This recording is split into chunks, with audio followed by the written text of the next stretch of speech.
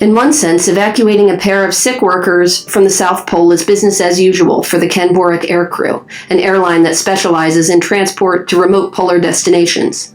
The airline typically stops making runs to Antarctica in mid-March, when the weather there begins to turn cold and the winds pick up.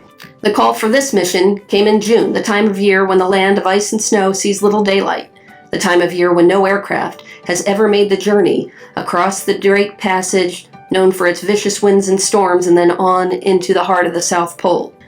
Captain Wally Dobchuk describes the mission in a clinical way. They started on a pair of their twin otters from Calgary, flew to Denver, Colorado, and then on to McAllen, Texas.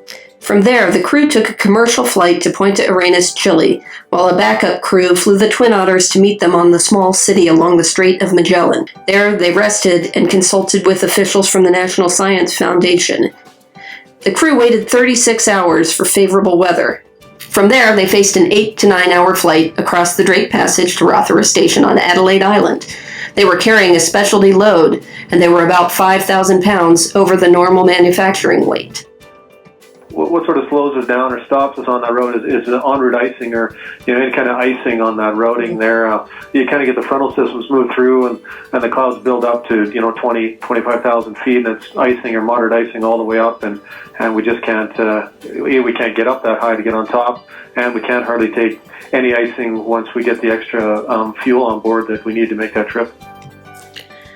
They arrived in twilight, spent 12 hours in temperatures of around minus 60 degrees Celsius, reconfigured the aircraft onto spring skis, and then started another 9.7-hour journey to Amundsen Scott South Pole Station. The weather cooperated each way, but watching the fuel gauge became an obsession, because there is nowhere to stop along the route. But you can sit there and pass quite a number of hours staring at that when it's kind of tight as it is on that flight. Dobchuk flew with First Officer Sebastian Trudell and Maintenance Engineer Michael McRae.